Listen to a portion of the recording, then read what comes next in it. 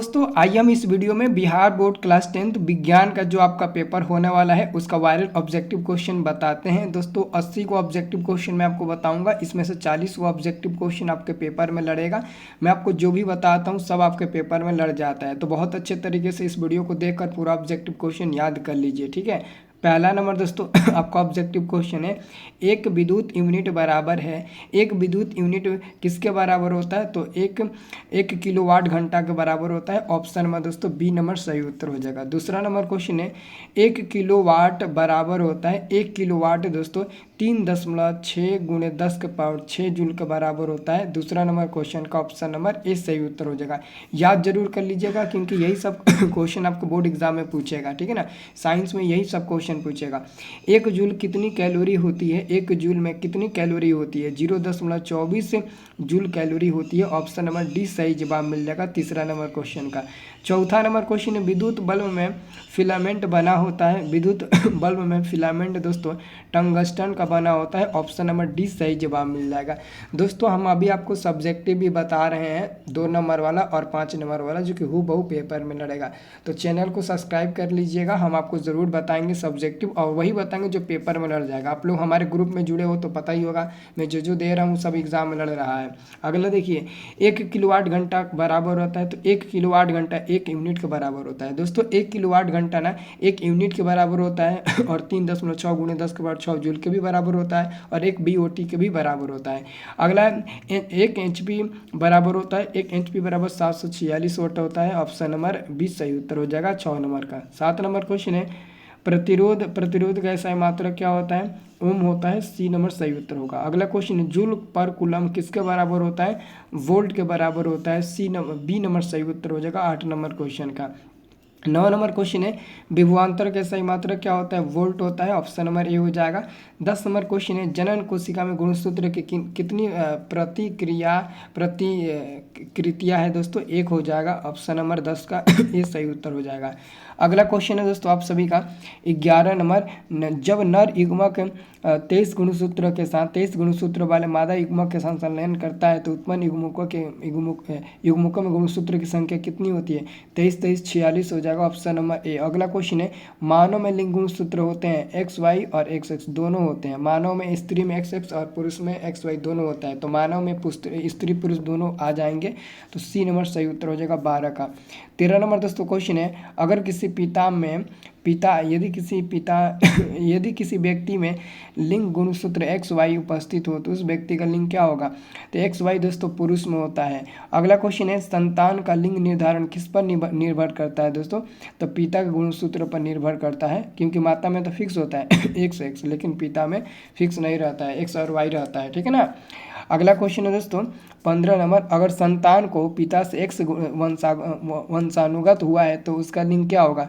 तो स्त्री होगा, क्योंकि दोस्तों पिता में XY दोनों होता है। यदि पिता से X आएगा तो माता से 100% X ही आएगा, क्योंकि दोनों X ही रहता है, तो इधर से X जाएगा उधर से भी X आएगा और X मिलकर दोस्तों लड़की का निर्माण करता है, यानी कि लड़की का जन्म होता है तो स्त्री हो जाएगा। अगला दोस्तों 16 नंबर, ज्योति तीव्रता का सही मात्रक क्या होता है? कैंडला होता है। ऑप्शन नंबर 16 का ए सही जवाब मिल जाएगा, कैंडला होता है।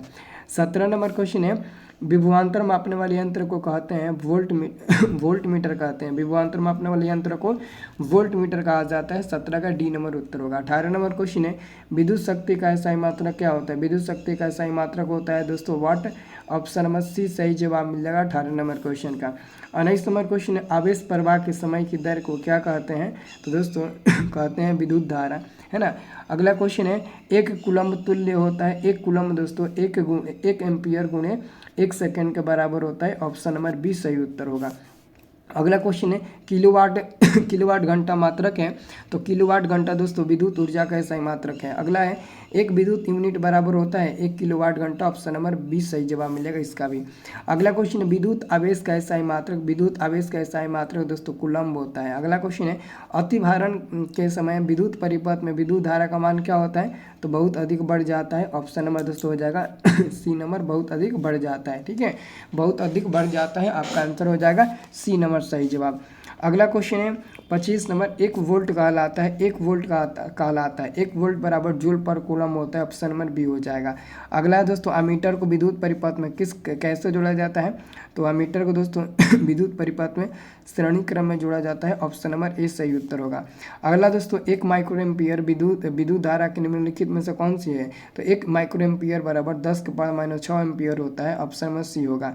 28 नंबर क्वेश्चन है वोल्ट बराबर होता है, वोल्ट बराबर जूल पर कूलम होता है, ऑप्शन नंबर दोस्तों बी नंबर सही उत्तर हो जाएगा 28 नंबर क्वेश्चन का।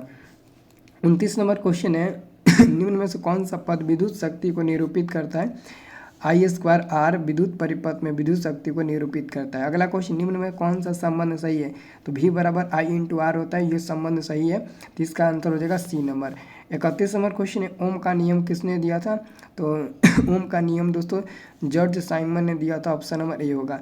लेंस की आवर्धन का एसआई मात्रक है दोस्तों, तो लेंस के आवर्धन का एसआई मात्रक विहीन हो जाएगा, 32 का आंसर हो जाएगा सी नंबर। अगला क्वेश्चन है किसी अंतरिक्ष यात्री को आकाश कैसा प्रतीत होता है, दोस्तों काला, ऑप्शन नंबर बी होगा। अगला है गोलीय दर्पण के परिवर्तक पृष्ठ की वृत्ताकार सीमा रेखा का व्यास कहलाता है, तो गोलीय दर्पण का द्वारक दोस्तों सी नंबर 34 का सही उत्तर हो जाएगा। 35 नंबर क्वेश्चन है किस दर्पण में दूर की वस्तु का प्रतिबिंब सदैव सीधा बनता है, तो या तो समतल होगा या तो उत्तल होगा, ऑप्शन नंबर डी हो जाएगा। 36 नंबर क्वेश्चन है अवतल दर्पण की फोकस दूरी होती है, अवतल दर्पण की दोस्तों फोकस दूरी ऋणात्मक होती है, ऑप्शन नंबर 20 सही उत्तर हो जाएगा, ऋणात्मक होती है।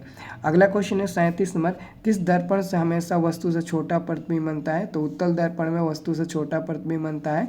अगला क्वेश्चन है 38 नंबर दोस्तों लेंस की क्षमता के सही मात्रक क्या होता है, डायप्टर होता है, लेंस की क्षमता के सही मात्रक दोस्तों डायप्टर होता है, ऑप्शन नंबर 20 सही उत्तर हो जाएगा। अगला क्वेश्चन है 39 नंबर प्रकाश का चाल न्यूनतम होता है, तो कांच में प्रकाश का चाल न्यूनतम होता है, ऑप्शन नंबर डी हो जाएगा। 40 नंबर क्वेश्चन है निम्न में से किस लेंस की फोकस दूरी धनात्मक होती है, तो उत्तल लेंस की फोकस दूरी क्या होती है, धनात्मक होती है, ऑप्शन नंबर ए सही उत्तर हो जाएगा। 41 नंबर क्वेश्चन है लेंस में मुख्य फोकस की संख्या कितनी होती है, लेंस में मुख्य फोकस की संख्या दोस्तों 2 होती है। अगला क्वेश्चन एक प्रिज्म कितने सतहों से घिरा रहता है, एक प्रिज्म दोस्तों 5 सतहों से घिरा रहता है, ऑप्शन नंबर डी सही जवाब मिल जाएगा, एक प्रिज्म 5 सतहों से घिरा रहता है। अगला क्वेश्चन जिन शब्द किसने प्रस्तुत किया था, जोहानसन नामक वैज्ञानिक ने जिन शब्द प्रस्तुत किया था, सी नंबर उत्तर होगा।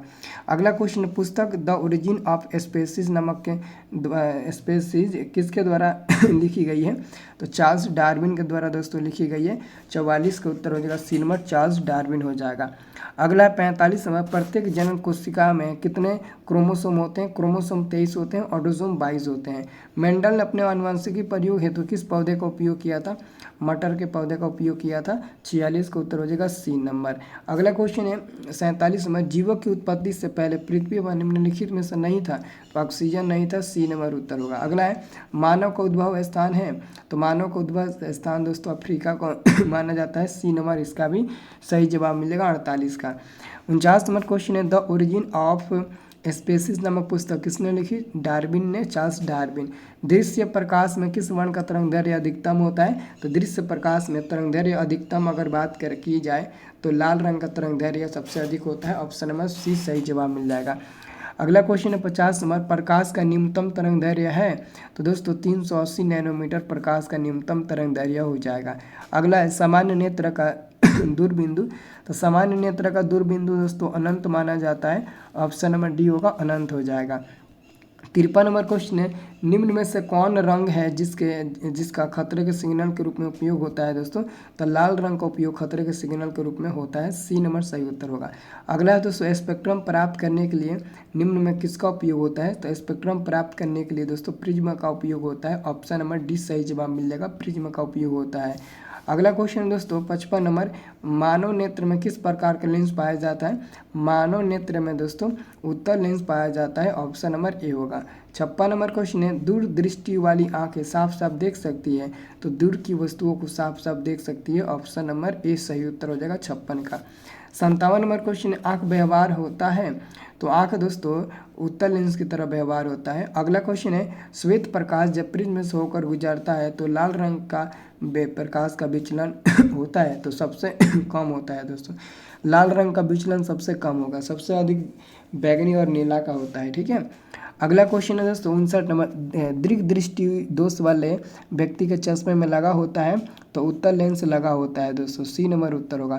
सबसे अधिक उपयोगी अल्कोहल कौन सा होता है? एथेनॉल होता है, जिसको हम लोग इथाइल अल्कोहल भी बोलते हैं, जिसका सूत्र होता है C2H5OH होता है। तो ये आपको याद रखना है। अगला क्वेश्चन है दोस्तों 61 नंबर, पेंटेन के समअवयवियों की संख्या कितना है?